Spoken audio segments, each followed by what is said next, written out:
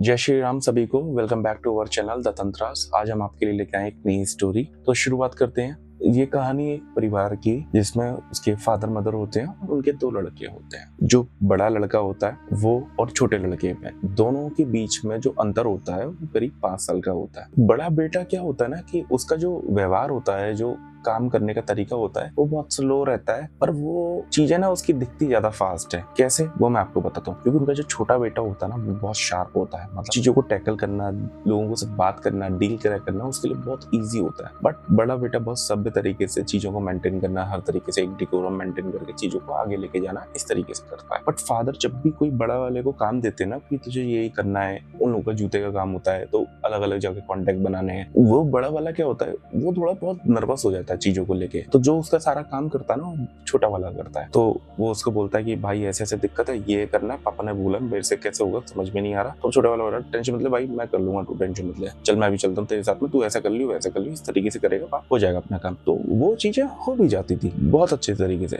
पर प्रायोरिटी जो मिलती थी ना बड़े वाले को मिलती थी। अब छोटा वाला ना अपना ग्रेजुएशन में होता है, वो फादर को बोलता है पापा मेरे को ना आप चीजें थोड़ी हैंड ओवर तो करो, या मेरे को भी कुछ दे दो, आपका बिजनेस है तो मेरे को कोई एक काम दे दो जो जिसको मैं अपने से संभाल सकूं। मेरे को अपना बिजनेस ही करना है, मेरे को आगे अपना जॉब वगैरह तो करना नहीं है। उसके फादर चाहते हैं कि नहीं वो थोड़ा सा पढ़े और थोड़ा सा जॉब से अलग फील्ड में जाए। उनकी एक इच्छा रहती है कि वो एक गवर्नमेंट जॉब में चला जाए, बट उसका बिल्कुल भी नहीं होता। उसका ये रहता है कि नहीं मेरे को अपना बिजनेस ही करना है, आप बोलो मेरे को क्या काम करना है मैं आपको करके दूंगा, हर चीज करके दूंगा, आप परेशान मत हो। पर उसके फादर ना उसकी चीजें नहीं समझ पाते। तो इसी बीच में ना उन लोगों के बीच में काफी मतभेद रहता है चीजों को लेके शुरू से ही, कि वो अगर किसी काम को ऐसे बोलता है, हालांकि वो भी काम बनाने के लिए बोलता है, पर फादर को क्या लगता है कि नहीं ये अभी तैयार नहीं है, बड़ा बेटा है तो वो तैयार है, वो सब कुछ कर लेता है। वो बताता है कि पापा इसने बताया मेरे को इस तरीके से, तो आप हम इस तरीके से करेंगे तो ये चीज हो जाएगी। बट फादर कहते हैं नहीं नहीं ये तो ठीक है, एक तुक्का लग गया या इस तरीके से ऐसे हो गया। वो हर बार कह के ना उसको डिनाई कर देते हैं, क्योंकि वो उसको ना बिजनेस से सेपरेट रख के उसको चाहते हैं कि एक अच्छी गवर्नमेंट जॉब की प्रिपरेशन करे, आईएएस की प्रिपरेशन करे, तो वो उस तरफ उसको मोल्ड करना चाहते हैं। बट वो नहीं था, उसका कहता है कि मेरा बिजनेस ही करना है, मेरा दिमाग उसी में चलता है कि धंधे में, तो मेरे को वही चीज आगे लेके जानी है, मैं नहीं कर सकता, मैं इतना पढ़ाई नहीं कर सकता। हाँ ठीक है मैं ग्रेजुएशन है तो मैं उस तरीके से कर लूंगा, आप परेशान मत हो। एज यूजुअल फादर की जो रहती है कि एक रूलिंग वाली सिचुएशन है ना अपने बेटे पे, तो वो अपने छोटे बेटे पे कंट्रोल करना, और वो इन लोगों का हमेशा डिस्प्यूट कंटिन्यू रहता है। बड़ा बेटा हमेशा छोटे भाई से प्यार करता है, वो हमेशा उसकी चीजों को मतलब रेस्पेक्ट करता है। जब भी उसको कुछ करना होता है तो वो छोटे भाई से कंसल्ट करके करता है, और छोटे भाई का जो सोल्यूशन होता है ना वो उसको बिल्कुल परफेक्ट लगता है और वो काम भी होता है। अब ये चीज होती है, वो अपना ग्रेजुएशन तो कर रहा होता है। अब इस बीच में क्या होता है, बड़े भाई की हो जाती है शादी। शादी के बाद बड़ा भाई ना अपना और दिखाता है कि नहीं मैंने ऐसे किया, मैंने वैसे किया, तो ऑब्वियसली वाइफ को भी ऐसे लगता है कि नहीं सब इन्होंने किया है। और छोटा भाई का तो वो कहीं वो नाम ही नहीं लेता, क्योंकि वो अपनी वो दिखाना चाहता है कि हाँ ठीक है मैं करता हूँ, मैं सारी चीजें करता हूँ। एक होता है ना कि हाँ अपना आपको दिखाना बड़ा, तो वो उस तरीके से वो दिखाता है। फिर अब क्या होता है कि धीरे धीरे ना इनके रिश्ते ना थोड़े से चीजें खराब होने लगती है। छोटे भाई से पूछता है तो वो अपना मतलब तो निकाल लेता है, पर दिखा देता है कि हाँ ये मैंने किया है, तो फादर उसके और प्रमोट करने लग जाते हैं। और वाइफ तो उसकी चाहती थी कि मतलब कि थोड़ा सा और अच्छा रहे, सब कुछ कंट्रोल इन्हीं के पास रहे, तो छोटे वाले को बिल्कुल सेपरेशन हो जाए, ताकि प्रॉपर्टी में से जो डिस्ट्रीब्यूशन है, वर्क में से जो डिस्ट्रीब्यूशन हो, वो सब कुछ इन्हीं का रहे। तो इन लोगों का इंटरनली ऊपर से अच्छा चल रहा था, अंदर से कटिंग चल रही थी। मतलब एक तरीके से एक दूसरे से कट रहे थे, थोड़ा सा मतलब रिश्तों में खटास थी चीजों को लेके। फादर के साथ तो था ही था, बड़े भाई के साथ भी था। शुरुआत में तो बहुत अच्छा चला जब तक वो चीजों को सब कुछ हैंड ओवर नहीं हो गए उसको। बट जब उसके टाइम आया तो उसको कुछ नहीं मिला। अब उसको ये लगता था कि मैं कैसे भी करके अपने फादर को ना मैं दिखाऊं कि मैं कर सकता हूँ। मतलब उसके अंदर ये रहती थी कि मैं कैसे इनको प्रूव करूं कि मैं ये सारी चीजें टैकल कर सकता हूँ, हर चीज कर सकता हूँ। एक मौका तो दो मेरे को, सिर्फ एक मौका। पर वो एक मौका उसको नहीं मिल रहा था। अब क्या होता है कि वो अपना कॉलेज से निकल रहा होता है, घर की तरफ जा रहा होता है। तो कॉलेज से निकलते ही उसके पास एक बाबा आता है, उसको बोलता है कि थोड़ी भूख लगी है, कुछ खिला देगा क्या? तो मैं बोलता है कि ठीक है बाबा बताओ क्या खाओगे, आपका जो खाने का मन है आप खाओ, भरपेट खाओ, कोई दिक्कत नहीं है, मैं आपको खिलाता हूँ, ठीक है, जो भी मेरे पास है मैं आपकी सेवा करता हूँ, ठीक है। तो वो खिलाता है उसको। तो बाबा उसको बोलता है तेरी उड़ान बहुत ऊंची है, पर सब्र रख, सब होगा। अचानक से उसको देख के वो बोल देता है, तो बोलता है कि बाबा उड़ान ऊंची नहीं चाहिए मेरे को उड़ान चाहिए तेज, क्योंकि मेरे पास अब संयम नहीं है, मैं संयम नहीं रख सकता हूँ। जिस हिसाब से मेरे साथ चीजें हो रही है, मैं हर चीज अच्छा सोचता हूँ, पर मेरे पे कोई विश्वास नहीं करता परिवार वाले, और चीजें उस तरीके से नहीं चल पा रही जिस तरीके से मैं चलाना चाहता हूँ। मेरे को एक मौका नहीं दिया जाता अपनी काबिलियत साबित करने का। फिर वो बाबा बोलते हैं देख सब कुछ होगा, तुझे धैर्य रखना पड़ेगा, अगर तू संयम नहीं रख पाएगा तो तू सब कुछ खो देगा, कोई भी चीज नहीं हो पाएगी, और इस चक्कर से किसी गलत रास्ते पे मत चले जाना। मैं तुझे आज मैं बोल रहा हूँ, इस बात को मेरी याद रखना कि तुझे कोई भी गलत रास्ता नहीं पकड़ना है, वक्त का इंतजार करना है, सब कुछ तेरे कदमों में आएगा। पर वो पेशेंस लेस पर्सन होता है, उसका चीजें टूट चुकी होती है, क्योंकि भाई का धीरे धीरे बिहेवियर बदलते हुए देख के ना उसको बहुत हताश होता है। ये ऐसे क्यों हो गए कि मेरे तो अपने भाई थे, मैं तो इनको हर चीज में आगे से आगे देखना चाहता हूँ और अभी भी जाता हूँ। उसका ये था कि छोटे भाई का कि उसको ना कोई प्रॉपर्टी का लालच था ना कुछ था, उसका ये था कि जो वो कर सकता है ना उसको अपने आप को प्रूव करके दिखाना था फादर की नजर में कि मैं हर वो चीज कर सकता हूँ, बस मेरे को एक चांस दे, वो जो कि नहीं मिलता। अब क्या होता है, उस बाबा के मिलने के बाद वो ये बोलता है कि ठीक है इन्होंने बोला कोई बात नहीं, इनकी बात का सम्मान है, पर मैं रुकने वालों में से नहीं हूँ, मैं अपनी मंजिल खुद बनाऊंगा। अगर ये लोग नहीं देंगे नहीं करेंगे तो कोई बात नहीं, कुछ ना करें, मैं अपने आप करूँ। अब वो क्या करता है, साधक से ढूंढता है वो अलग अलग जाके कि मेरे को ना साधना करनी है। उसकी बाबा की बात से ये समझ में आता है अगर ये मेरे बारे में कुछ भी बता सकते तो ऐसा मैं भी बता सकता हूँ, और एक बार अगर मेरे को कुछ भी ऐसा पता चल जाता है तो मैं आने वाला प्लान कर सकता हूँ, तो फिर तो मेरी बात हर चीज मानेंगे कि कैसे मैं इनको चला सकता हूँ। उसका बस केवल इतना ही सोचना था, इससे ज्यादा उसने कुछ सोचा ही नहीं था। अब वो साधकों को ढूंढता है बहुत ज्यादा कि कहीं जाता है कि मेरे को साधना करनी है, सब उसे मना करते हैं साधक कि नहीं आप ये मत करो, ये आपके लिए सही नहीं है, आप इन सब चीजों से दूर रहो। इस लाइन में एक बार बंदा आ जाता है तो दोबारा जा नहीं पाता, इन चीजों से निजात नहीं पा पाता, और जरा सी गलती पे उसको जिंदगी भर का खामियाजा भुगतना पड़ता है। आपका जीवन अच्छा चल रहा है, आप भक्ति करो, प्रभु का नाम लो, उनको सिमरो, आपका वहीं से उद्धार हो जाएगा, पर आप इन सब चीजों में मत आओ। बहुत बोलते हैं, बहुत लोग बोलते हैं, मतलब कई बार साधकों के पास जाता है, 8-10 साधक वो ट्राई कर चुका होता है। अब उसके सफर और टूट रहा था कि हर कोई उसको ये बात बोल रहा था, पर वो ये बात अपने आप से तैयार नहीं था कि नहीं, एक एज वाला फैक्टर आता है ना इंसान का, तो उस टाइम पे गर्म मिजाज रहता है कि नहीं सब्र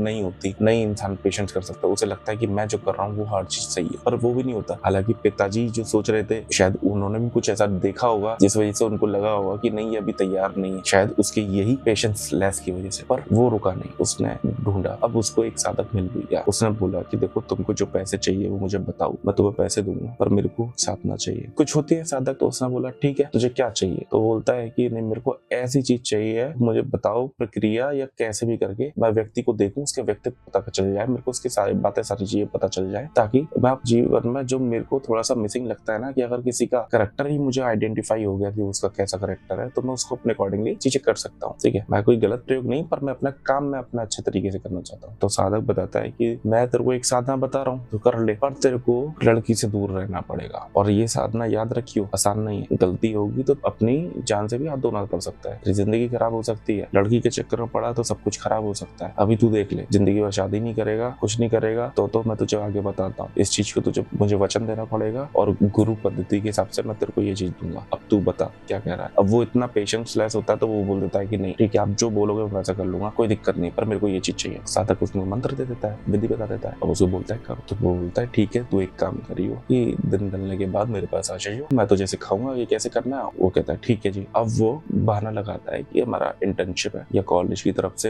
मेरे को ऐसे मिला है तो मेरे को जाना पड़ेगा 2 महीने के लिए बाहर, घर वाले भी बोल देते हैं ओके ठीक है जा। अब वो क्या करता, 2 महीने के लिए वो कहीं इधर उधर एडजस्ट करता और उनके पास ही रहता है, और फिर वो अपनी प्रक्रिया सिखाते हैं, उसको बताते हैं, मंत्र दे देते हैं, और वो बताते हैं, वो बोलते देख शुरुआत में तेरे को ऐसा लगेगा कि तेरे पीछे कोई खड़ा है, तेरे को करने नहीं दे रहा, तेरे को डराएगा, पर तुझे अपने डर को ही साधना है, डर पे ही काबू पानी है, तूने इस डर पे काबू पा लिया तो तू पार हो जाएगा, इस साधना को कर सकता है। तो वो कहता है ठीक है जो भी होगा मैं देखा जाएगा, मैं कर लूंगा। लड़का इतना बोल्ड होता है अंदर से कि वो उस चीज को कर भी लेता है। उसको आते हैं, उसको डिस्टर्बेंस होता है, उसको ऐसा लगता है कोई इसको छू रहा है, या कुछ ऐसा महसूस होता है उसके आसपास काफी लोग खड़े हुए हैं, या कुछ इस तरीके की उसको हरकतें महसूस होती है कि किसी ने उसके कान में फूंक मारी हो या किसी ने उसको ऐसे करा हो। उसको ये सब सिम्टम्स होते हैं जनरली, और ये कॉमन सिम्टम्स है किसी साधना में अगर व्यक्ति करता है तो उसको ऐसा लगता है कि पहला उनका मोटिव यही रहता है कि ये ना करे, रुक जाए। जब वो नहीं रुकता, अपना घेरा इतना स्ट्रॉन्ग कर लेता है, अपना ऑरा स्ट्रॉन्ग कर लेता है, उस मंत्र को कंटिन्यूअसली चैंट करके उसको कंप्लीट करके उस गंतव्य तक पहुंचाता था, तो वो चीजें जो भी एंटिटी होती हैं वो सिद्ध हो जाती है। तो वो उसी लेवल पे वो कंटिन्यूअसली करता गया उस टाइम पीरियड में, और उसने वो साधना कर ली। अब उसके वचन होते हैं, उसको आवाजें आने लगती हैं कि बोल मुझे क्यों बुलाया, क्यों याद किया। तो साधक ने तो उसको बता ही रखा होता कि ऐसा सा होगा, तेरे से होगा वो, या तेरे को इस तरीके से रहेगी, या तो किसी माँ के रूप में, बहन के रूप में, या इस तरीके से। वो कहता है ठीक है आप मेरे साथ रहो, आपको जो ठीक लगता है पर मैं ये चाहता हूँ कि मेरे को हर व्यक्ति के बारे में अगर पहले से पहले चीजें पता चलनी चाहिए। मैं जो काम करूँ पहले से पहले चलना चाहिए, और जो मैं काम बोलूँ वो आप करो।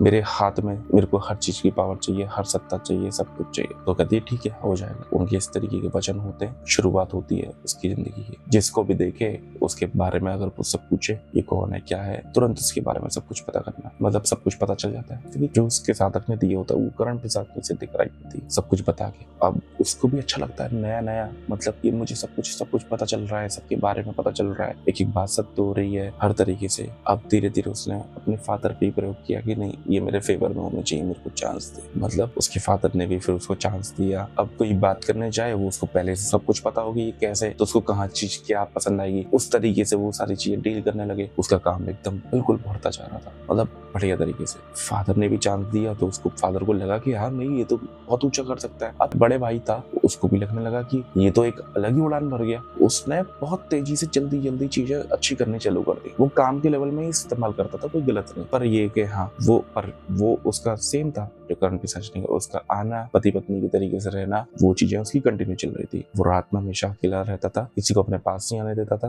पर यहाँ पे ना ये चीज खटकती है उसकी वाइफ को, बड़े वाले की, कि सब कुछ इसको मिलता जा रहा है, सब कुछ तो वैसे तो मेरे पति की शोहरत सब कम हो जाएगी, या फिर मेरे पति की वरीयता सब कुछ कम हो जाएगी, तो फिर ऐसे कैसे चलेगा। तो वो क्या करती है, वो साधक के पास जाती है किसी, वो ये कहती है कि मैं ये चाहती हूँ कि मेरे पति की वर्चस्व हो, तो जो पिताजी हैं वो मेरे पति का सुने और उन्हीं को प्रायोरिटी दे, तो हमारे यहाँ से सब कुछ चला जाएगा। मैं चाहती हूँ कि ऐसे। तो वो साधक ऐसे कर देता है। तो पिताजी की तरफ फेवर में वो होने की कोशिश कर रहे होते हैं, पर जैसे ही उसको होता है करण सच ने सब कुछ बता देती है कि ये ऐसे गई है, इसने ये किया है। वो कहता है ठीक है, वो चाहता है वो अपना उसका इंतजाम कर देता है। अब उसे समझ में आ गया था भाभी मेरी दुश्मन बनी बैठी है, ये रुकेगी नहीं, क्योंकि उसको पता चलता है सारी चीजें। भाभी किसी ऐसे साधक के पास जाती कि आपने कैसे किया, ये तो मेरा कुछ काम ही नहीं किया। तो उसने बोला नहीं मैंने किया, ये तो कारण करेगा, या तो किसी ने काट करी होगी। तो बोले काट कौन करेगा। तो साधक देखता है, उसको पता चल जाता है कि आपके घर में कोई ऐसी शक्ति रहती है जो कि उग्र शक्ति है, वही आपके काम खराब कर रही है, वही बता रही है। आप यहाँ तक आए हो, ये भी बात पता चल जाएगी, अब ये बात भी नहीं छुपेगी, तो फिर क्या करना चाहिए। अब साधक देखता है कि इसके पास तो ये है। वो साधक भी बहुत काबिल होता है। अब वो साधक उसके साथ में करता है कुछ इस तरीके की क्रिया कि उसे पता है। वो कहता है कि ये मेरा भविष्य नहीं बता सकती, तो भविष्य नहीं बता सकती तो इसको ये भी नहीं पता कि मैं क्या कर रहा हूँ। साधक स्मार्टली तरीके से उसको कुछ तरीके से बंधन में करने की कोशिश करते हैं। हालांकि उसके वचन होते तो वो नहीं कर पाती, वो ये भी बता देती है। पर इसी बीच में जो करण पिशाचिनी होते ना, उसको ये समझ में आ जाता है अगर ये रहेगी तो मेरा काम नहीं हो पाएगा। वो क्या लड़का बोलता है जो छोटा वाला कि देखो तुम इसको रोको मेरी भाभी को कैसे भी करके। अब वो रोकने की बोलती है, वो उसको रोकने की कोशिश करती है, पर वो रोक तो पाते नहीं है। वो क्या करती है कि ये मानेगी है नहीं, इससे अच्छा इसको लपटा दो। उसको मार देती है, मृत्यु हो जाती है। घर पे एकदम अजीब माहौल हो जाता है कि भाई ये क्या हो रहा है। और उसको भी लगता है कि ये मैंने क्या कर दिया, मतलब मैंने तो इनको ये बोला था और इसने ये कर दिया। तो ये तो वो बता देती है उसको कि मैंने मार दिया, ये मान नहीं रही थी। तो फिर अचानक से साधक के पास जा रही थी, तो फिर मैं कैसे क्या करती। तुमसे अगर कोई मेरे को अलग करेगा तो मैं उसको छोड़ूंगी नहीं, मैं पहले ही बता दी हूँ। मेरे को अपने बीच में कोई भी दिक्कत नहीं चाहिए, तुम जो बोलो सब कुछ हो जाएगा। अब यहाँ लड़के को पहली बार लगता है झटका कि भाई ये मैंने क्या कर दिया, कहीं मैंने तेज उड़ान के चक्कर में मैंने कुछ गलत तो नहीं कर लिया। यहाँ पे बात भी होती है ऐसी। अब वो सोचता है कि इसी इशारे से वो ये समझ जाता है कि ये चीज मेरे लिए सही नहीं है। मैं अपना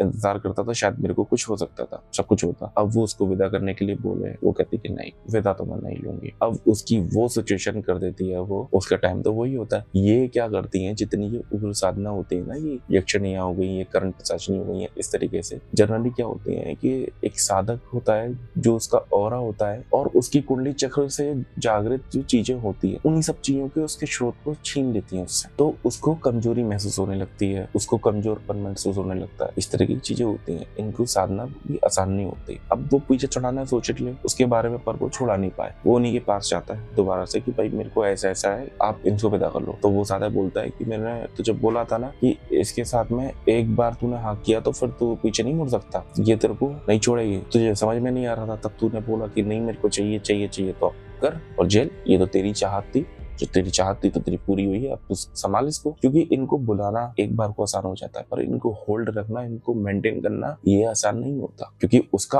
ऑरा, आप समझिए कि उसका ऑरा किस लेवल का और इसका ऑरा किस लेवल का है, वो कहाँ से मैच करेगा। तो वो चीज मैच तो कर नहीं पाएगी, तो कहीं ना कहीं दिक्कत ही होनी है। अब उसको थोड़ा सा कमजोरी महसूस हो चीजों को लेके और लगे कि मैं क्या कर लिया मैंने, वो इस चीज से बहुत प्रयत्न करे बट वो इससे निजात नहीं पा पाया। ठीक है, उसके कानों में वो जो भी मन में प्रश्न आए तुरंत उत्तर, मन में प्रश्न आए तुरंत उत्तर, इस चीज से ना उसको बहुत उलझन होने लगी। जैसे हमारा जनरली हम लोग कुछ सोचते हैं, बहुत चीजें सोचते हैं हम दिमाग में, अब हमें हर चीज का आंसर देने लगे तो हमें बेचैनी सी होने लगेगी, हमारा मन शांत नहीं रहेगा। मतलब एकदम हमें जो एक शांति की चाहिए वो शांति मिल ही नहीं सकती, क्योंकि इसका तो काम है कि बिल्कुल आंसर देना, उसके मन में जो जवाब आए वो आंसर, इसके मन में जो जवाब आए वो आंसर, हर चीज का आंसर। तो ये उससे बहुत इसने ढूंढा पर इसको कोई भी विकल्प नहीं मिल रहा था कहीं से भी। फिर इसको वही साधक मिल जाते हैं ढूंढने पे जो उसकी भाभी गई होती है। ये अचानक से वहीं पहुंच जाता है कि आप बताओ मेरे को क्या करना है, मैंने ऐसी ऐसी गलती कर दी है पर अब मैं इससे निजात नहीं पा पा रहा हूँ। साधक कहते हैं ठीक है तू टेंशन मत ले। अब क्या होता है, कुछ उग्र शक्तियों के साथ में ना कुछ और उग्र शक्तियां लगानी पड़ती हैं जिनके माध्यम से उनको कंट्रोल किया जा सकता है। साधक वही करता है, उसके ऊपर उसको बुलाता है, उससे वचन लेता है कि भाई छोड़ो इसको। वो कहती नहीं छोड़ूंगी मैं, अगर मैं यहाँ से गई तो मैं सबको मार दूंगी, इसलिए मेरे बीच में मत आना। फिर साधक अपना पूरा जोर लगाते हैं, पूरे तरीके से उससे मतलब और जोर लगा करके अपनी और उग्र शक्तियों को, क्योंकि वो साधक के पास बहुत शक्तियां होती है बड़ी बड़ी, उनके माध्यम से ही उसको कंट्रोल में ला करके उनको बाधित करके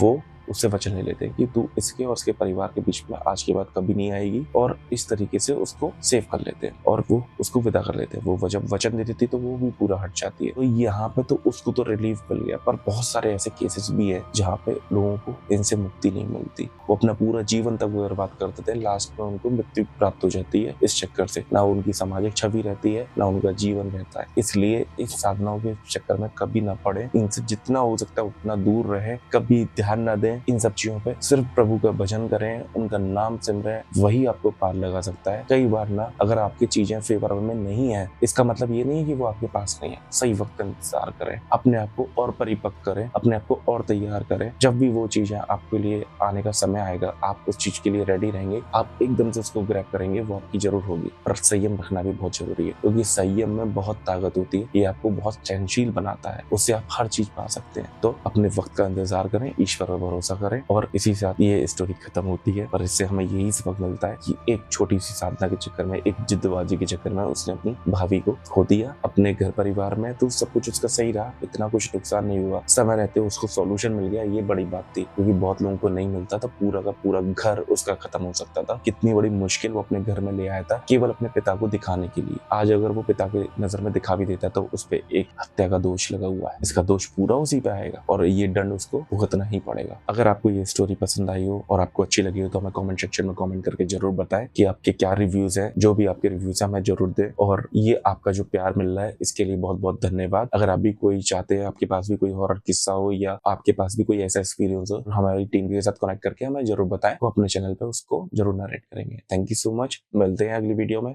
स्टे ट्यून। जय श्री राम सभी को।